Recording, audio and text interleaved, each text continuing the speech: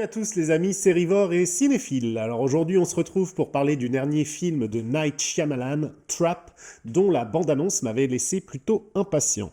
Malheureusement, comme on va le voir, je vous cache pas que je suis assez déçu, même si j'ai pas nécessairement passé un mauvais moment pour autant. Let's go!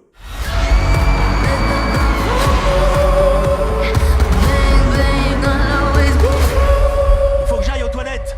Ok, papa.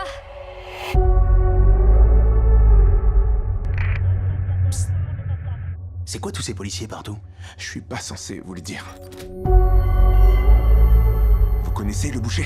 L'espèce de taré qui coupe des gens en petits morceaux. Les flics ont appris qu'il allait être là, ici, aujourd'hui. Ils sont montés un guet-apens. Tout ce concert là, c'est un piège.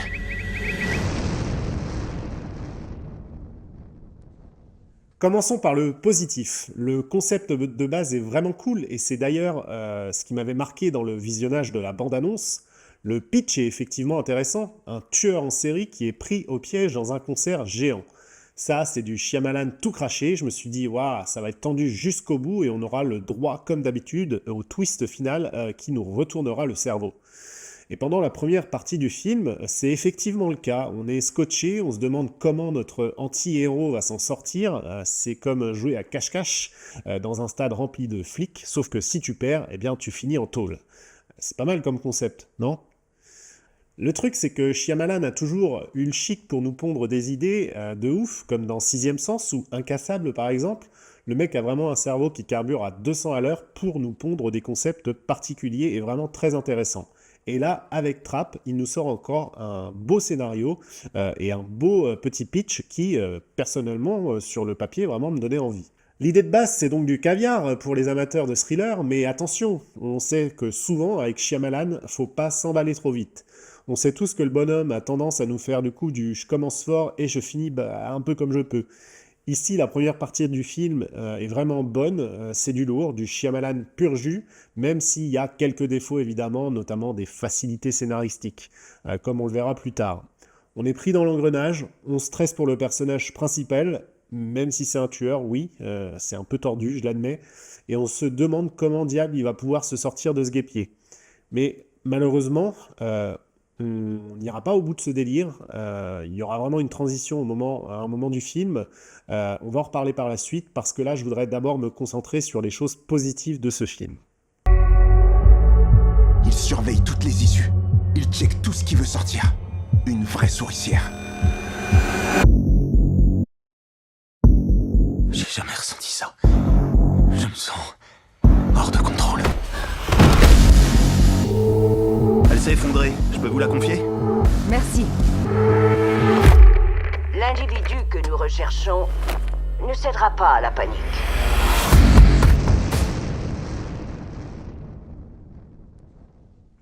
Parlons un peu de la star de ce film, Josh Hartnett, que j'aime vraiment beaucoup. Je me rappelle de lui dans The Faculty il y a très longtemps, mais aussi dans Pearl Harbor.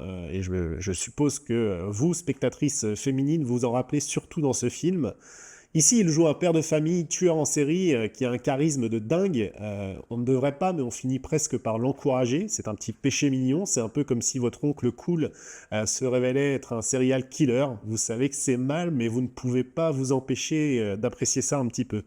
Vraiment, c'est une très belle performance de sa part, certes déjà un peu vue, mais très bien exécutée ici.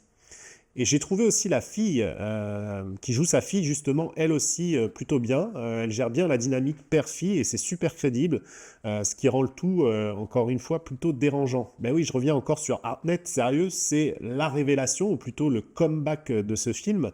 Le gars, on l'avait un peu perdu de vue ces derniers temps, et là, bam, il revient et c'est vraiment très bon, je trouve. Il joue un méchant, ce qu'il n'avait, je crois, jamais fait, ou en tout cas, j'avais pas vu ces films où il joue un méchant. Son personnage, c'est un vrai paradoxe ambulant.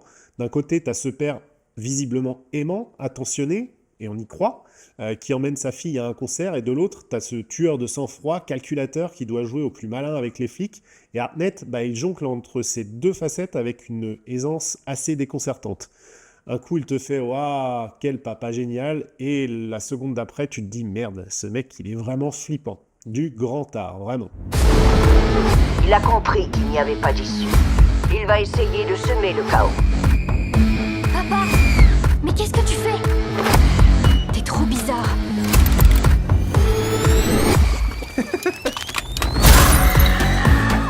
C'est un dingue de chez dingue.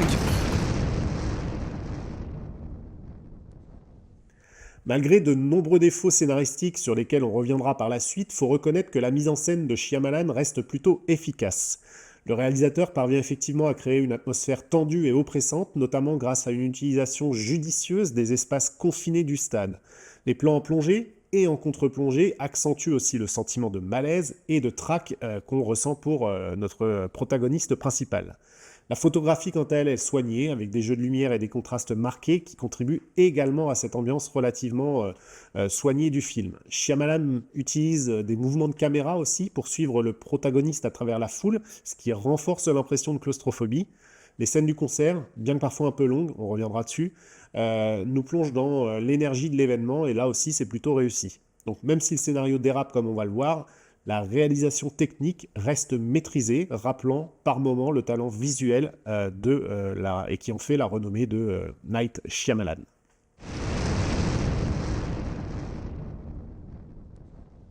Mais bref, revenons maintenant au point négatif et notamment au scénario qui ne va pas dans ce film. Et comme souvent chez Shyamalan, le film finit par tomber dans son propre piège.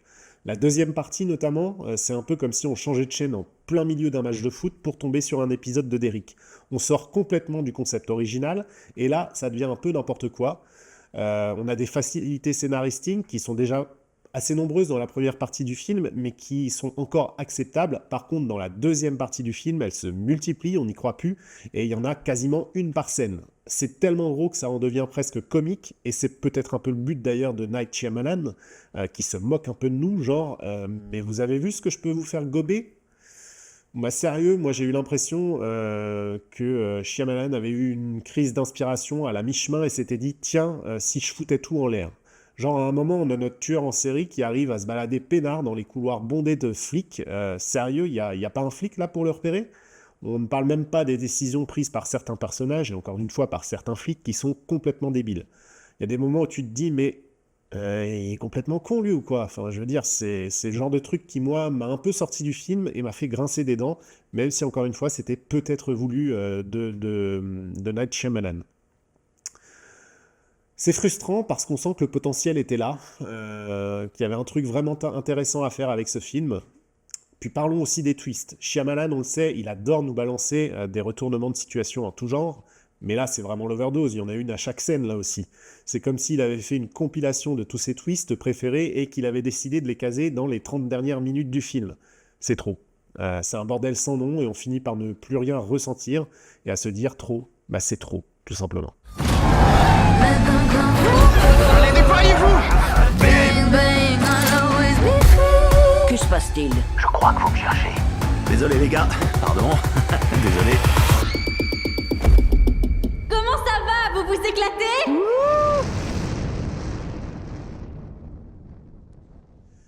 Et puis parlons aussi de l'éléphant dans la pièce. La fille de Night Shyamalan incarne la chanteuse. Alors, je n'ai rien contre elle personnellement, hein, mais son omniprésence dans le film, c'est un peu comme si votre pote vous invitait à dîner et qu'il passait toute la soirée, tout simplement, les cours de danse de sa fille. Alors, c'est mignon 5 minutes, hein, mais au bout d'un moment, ça devient un peu gênant quand même. Là, on a l'impression que le film, c'est un thriller. C'est pas un thriller, c'est plus une vitrine pour sa fille, pour lancer sa carrière musicale plus qu'autre chose. C'est du placement de produit familial, il n'y a pas d'autre mot, et c'est comme si Shyamalan avait organisé le plus gros showcase de l'histoire du cinéma pour sa fille. Elle chante pas mal, hein, mais est-ce que ça valait vraiment autant de scènes de concert dans le film ? À un moment, j'ai cru être dans un biopic musical plus que dans un thriller. C'est cool de vouloir aider sa fille, mais il y a des limites, quoi. Et puis ça pose aussi la question de l'intégrité artistique du film. Est-ce que certaines décisions scénaristiques ont vraiment été prises pour mettre en avant l'histoire ou bien sa fille ? Franchement, on peut se poser sa question et c'est le genre de truc qui, là aussi, moi, personnellement, m'a un peu fait sortir du film, surtout quand j'y repense après coup. J'ai eu l'impression de regarder une création artificielle et pas une histoire qui se déroulait assez naturellement, d'autant que les qualités d'actrice de la fille ne sont pas réellement évidentes.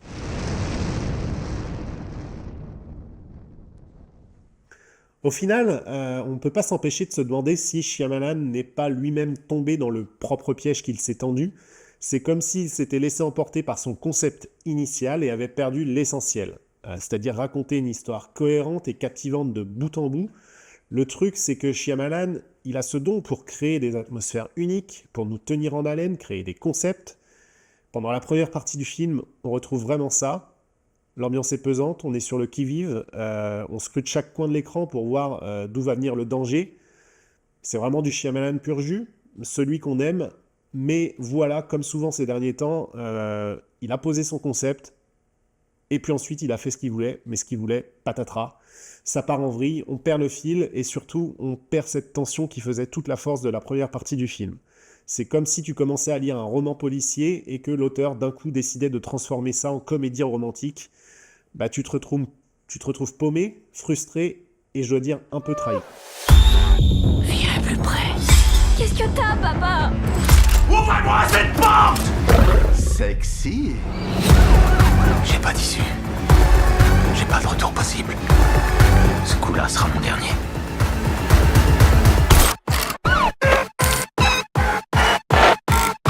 Profitez de la fin du concert.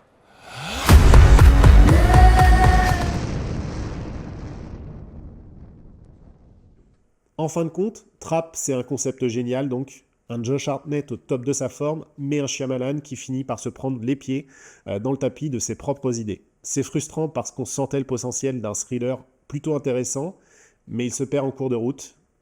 Est-ce que je recommande Trap ? Si vous êtes fan de Shyamalan et que vous voulez voir Josh Hartnett faire un super comeback, évidemment, pourquoi pas. Mais préparez-vous quand même à sortir de la salle avec un sentiment un peu mitigé. C'est bon sur le coup, mais en sortant, vous sentez un truc plutôt lourd, comme si vous aviez mangé un kebab. Je dis ça parce que j'en ai mangé un juste avant la séance.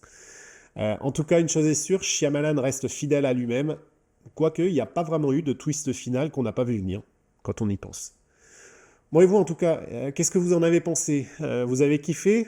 Vous vous êtes senti piégé par ce film ? N'oubliez pas de liker la vidéo si vous avez apprécié, de vous abonner si ce n'est pas déjà le cas, et on se retrouve bientôt pour une nouvelle vidéo. D'ici là, restez cool, restez ciné, et surtout, méfiez-vous des tarés qui visiblement peuvent être partout.